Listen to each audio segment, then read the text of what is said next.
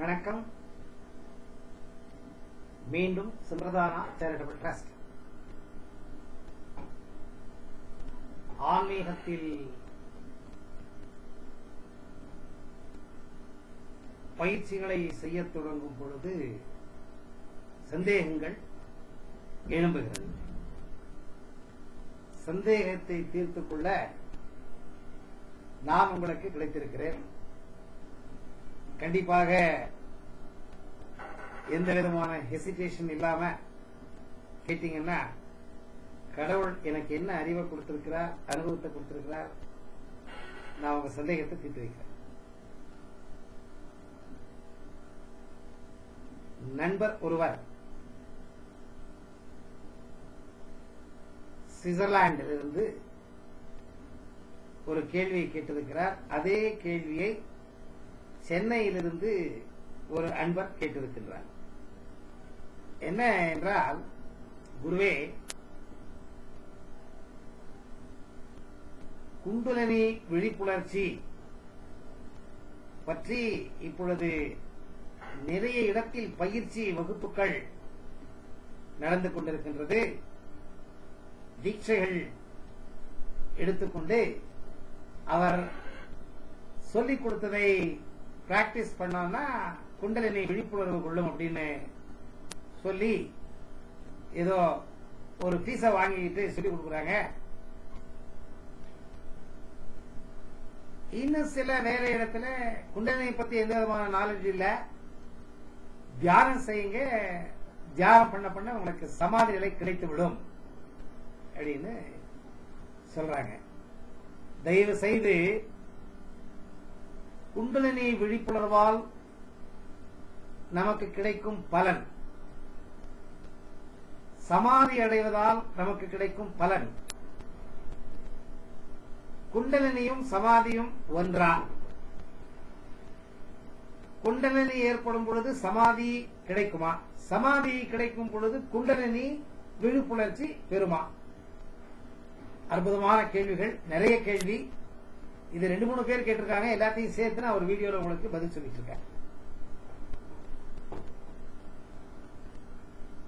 சமாதிங்கிறது என்ன? இந்த கான்சியஸ்னஸ் என்ன சொல்றோம்? இந்த நினைவு மேலோட்டமாக வந்து கொண்டிருக்கும் இந்த நினைவுகள் உலகத்தில் படைக்கப்பட்டிருக்கும் பொருட்கள் மீது கவர்ச்சி கொண்டு அதனை அடைவதற்காக போராடுகின்றது.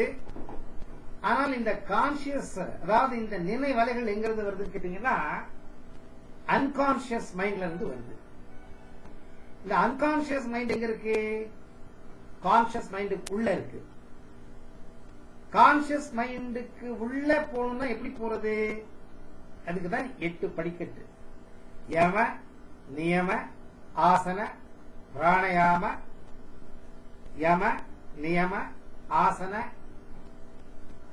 பிராணயாம, பிரத்யாகார, தாரண, தியான, சமாதி.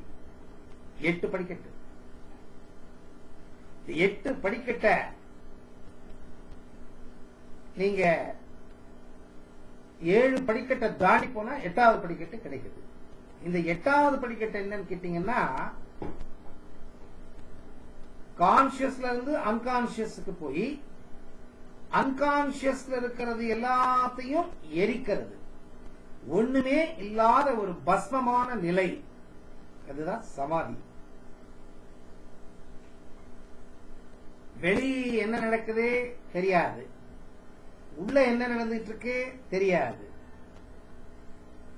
அதாவது ஒரு சத்த பணம் படுத்திருந்தா எப்படி படுத்திருக்கோம்? அந்த மாதிரி ஒரு உயிருள்ள ஒரு மனிதன் தன்னுடைய ஆத்மாவை அந்த கடவுள் பரம்பொருள் அப்படின்னு என்ன சொல்றோம், அதனோட இணைக்கிறது தான் சமாதி நிலை. இது சமாதிக்கு சம்பந்தப்பட்டது. இதை பத்தி நான் நிறைய வீடியோ போட்டிருக்கேன். திருப்பி திருப்பி திருப்பி ஒன்னுத்தையே சொன்னதை சொல்றதுக்கு எனக்கு இஷ்டம் இல்லை. சோ நீங்க தியானம் பண்ண பண்ண பண்ண, தியானங்கிறது என்னன்னு கேட்டீங்கன்னா, ஃபர்ஸ்ட் தாரணம், கான்சன்ட்ரேஷன். இந்த மனம் சிதறி அலைந்து கொண்டிருப்பதை ஒரு இடத்தில் கொண்டு வந்து நிறுத்துவதுதான் தாரணை. அலைமோதி அலைபாய்ந்து வேண்டப்படாத வேண்டிய செயல்களை எல்லாம் செய்து அலைந்து கொண்டிருக்கும் இந்த மனதை ஒருநிலைப்படுத்தி ஒரு இடத்தில் வைப்பதுதான் தாரணை. அந்த தாரணையில் கண்டினியூஸாக நீங்க இருந்தீங்கன்னா அது தியானம் ஆயிடுது. கண்டினியூஸா தியானத்தில் இருந்தீங்கன்னா அது சமாதி ஆயிடுது. இந்த 3 நிலை இமீடியட்டா ஒரே டைம்ல வர்றதுதான் சம்யமம். அதை பத்தி நான் வீடியோ கொடுத்திருக்கேன். இன்ஸ்டன்டா சமாதி நிலைக்கு போறதுதான் அது ஸ்ரீ ராமகிருஷ்ண பரமஹம்சர் பண்ணிட்டு இருந்தார்.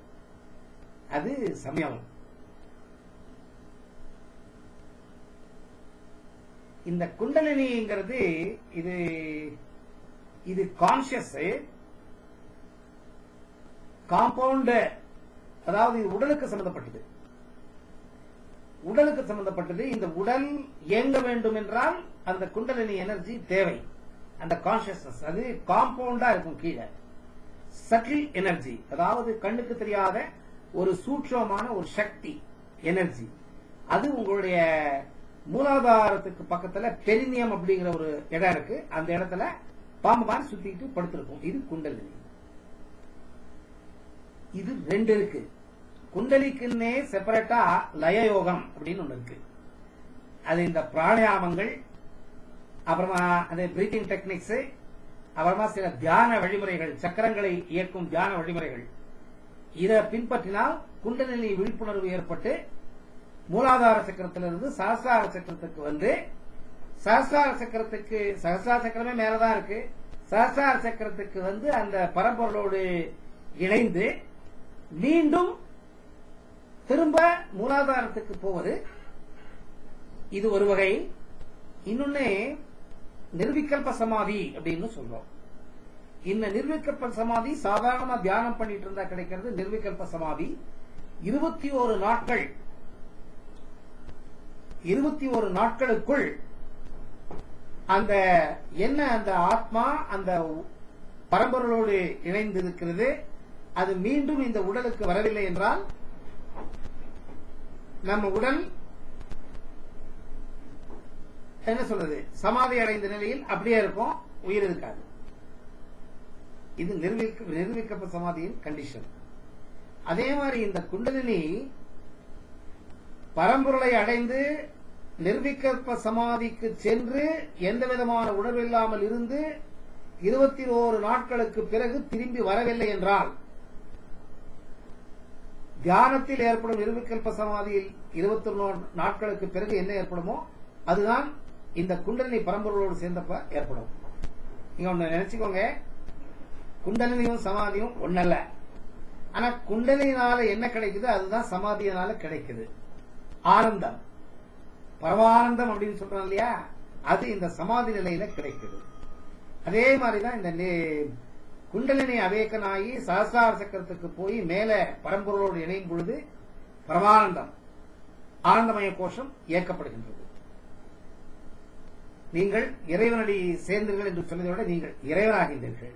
ஆனா இந்த குண்டலினில என்னன்னு கேட்டீங்கன்னா, சமாதியிலையும் குண்டலிலையும் 21 நாட்களுக்கு உள்ள திருப்பியும் அந்த சக்தி எனர்ஜி திருப்பியும் உடலுக்குள்ள வந்துருச்சுன்னா அதனுடைய மாற்றமே வேறு.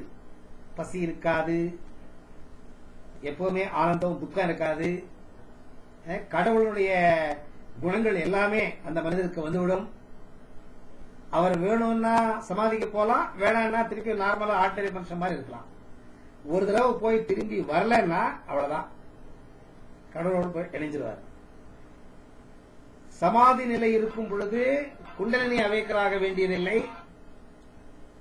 குண்டலினி அவேக்கனாகணும்னா சமாதி நிலை தேவையில்லை. ஆனா குண்டலினி அவேக்கனான பின்னாடி சமாதி நிலை கிடைக்கும். சமாதி நிலை கிடைத்த பின்னால் குண்டலினி அவேக்கனாலும் ஆகும். குண்டலினி அவேக்கனா இருந்ததுன்னா என்ன, சுத்தி படுத்திருக்கிற அந்த எனர்ஜி சுஷ்மன நாடி மூலியமா, சுஷ்மன நாடி அந்த ஓட்டை இருக்குல்ல, அது முகத்வாரத்துல வந்து உட்கார்ந்து சர்ன்னு இந்த ராக்கெட் ஏற மாதிரி ஏறி இந்த சகஸ்ரார சக்கரத்துல ஏறி வெளிப்படும். பட்டாசு ராக்கெட் நெருப்பி வச்ச உடனே ஏறுது பாருங்க, அந்த மாதிரி எல்லா சக்கரத்தையும் மீறிக்கிட்டு போய் சகஸ்ரார சக்கரத்தை மீறி பரம்பரோடு போய் சேர்ந்துடும் குண்டலினி. திரும்பி வரும். வந்தா கடவுள். ஸ்ரீ ராமகிருஷ்ண பரமஹம்சர், ஸ்ரீ பகவான் ரமண மகரிஷி, பெரிய பெரிய யோகிகளா இருக்காங்க நிறைய பேர். மேல போய் திருப்பி உள்ள வந்து திருப்பியும் நிறைய நாள் இருந்து ஜனங்களுக்கு நல்லது பண்ணி அப்புறமா அவங்க கைலாசமோ வைகுண்டமோ அடைந்தார்கள்.